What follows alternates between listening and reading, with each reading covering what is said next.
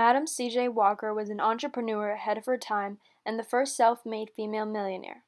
She was born on December 23, 1867, in Delta, Louisiana. She was born to recently freed parents and was the first in her family to be born free. She became an orphan at the age of 7 and married her first husband at 14. At the age of 20, she was a widow and moved to St. Louis with her daughter. In St. Louis, she met and married Charles J. Walker, a newspaper advertising salesman from Tennessee. Madam Walker had a scalp condition that causes her to lose a lot of hair, and inspired her to create her hair products. She started her business in 1906 and a hair care method known as the Walker system, which involved a shampoo, pomade, and applying iron combs to the hair. Her products became a success because Madam Walker advertised specifically to black women and maintaining healthy hair. In 1908, she opened a beauty school and factory in Pennsylvania, and her company continued to grow. At the height of her production, her company had employed over 3,000 people, mainly black women who did door-to-door sales.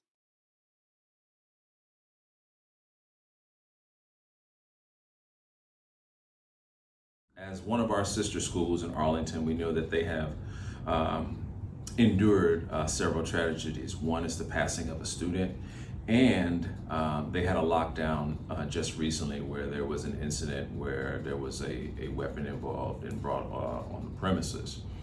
Both of those things affect us not only in school, but sort of in a broad, profound way in the Arlington community. I think substance abuse and drugs are not just a school issue, it's a community issue. And I think that schools and parents and caregivers, our fellow young people, our community organizations, our faith-based organizations, and the Arlington County Police all play a role in making sure that our young people don't start using drugs. If they are, that we provide them or we point them in their families in the direction of where they can get help and treatment. And we continue to see, when we see something, we say something as it relates to in our communities or here in school. So I think those things are very important. So as it relates to WNL, as it relates to lockdowns, as you know, we practice lockdown drills several times a year. Our parents in our community are notified at least 24 hours in advance when we do have a lockdown. Several things are important when we talk about making sure that we get out of here safely if there is an active threat in or around the building. One, I think it's important that everybody realize that getting to a safe location for us is paramount. So if you're already in a classroom or an office, great. But what if you're in the hallway and there's an active threat and I have to get on the PA and say that there's a lockdown, or the police let us notify us and there's a lockdown? Well, you want to go to the nearest place, whether that's the nearest classroom, the nearest office, go there. Because that's what we would do if we were out in the public, if we were in a community, right? We would go to the nearest store, or church, wherever we could go that we could seek refuge and shelter and be locked away and safe, secure from an active threat.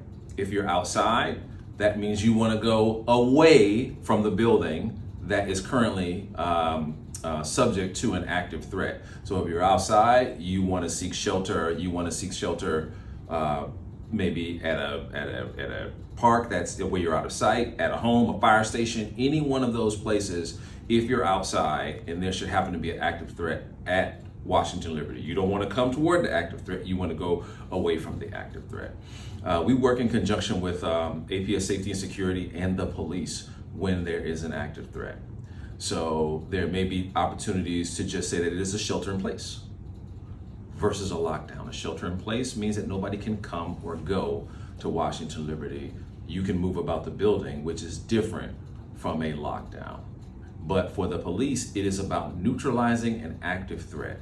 For us, it's about neutralizing an active threat first and foremost.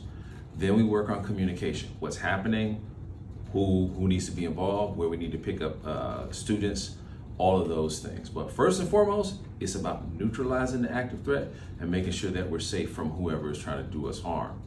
As it relates to substance abuse, we have a safety reporting form on the WNO website to the left. We want students to use it. If you're in crisis, if you know someone is in crisis, you can fill out that form anonymously. If you know somebody who is doing something they shouldn't be doing as far as distributing substances, you can use that form to report that, and you can do that anonymously. We have a substance abuse counselor. If you want to talk about that, if you want to talk about being in crisis yourself or a friend, you can talk to Ms. Ceballos and do that, or your counselor. So we do have resources here. Parents and teachers and community members are getting trained in carrying and administering Narcan. We understand that that's a tough place for us to be right now.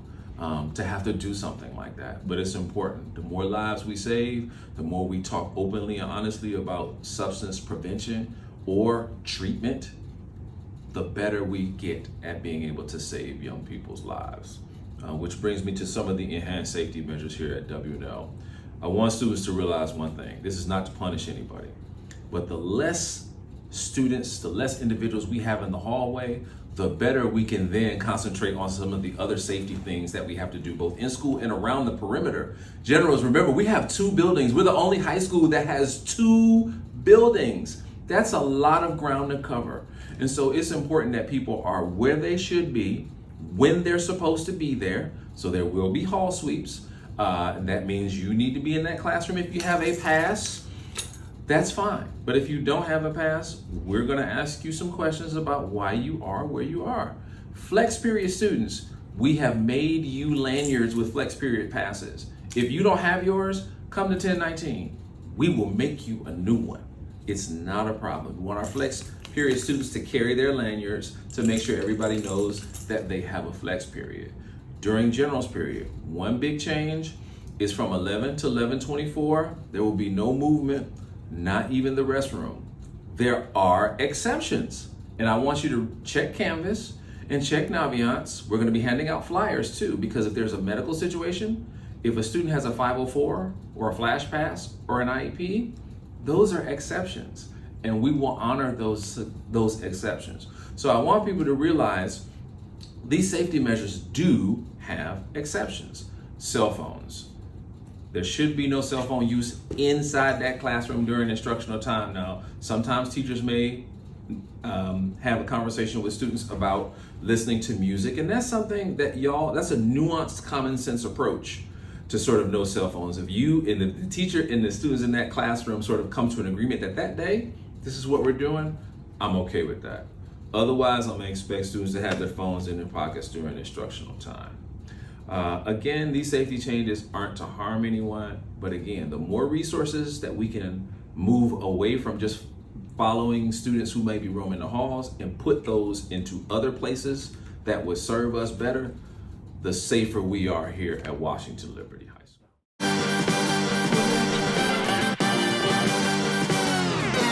School.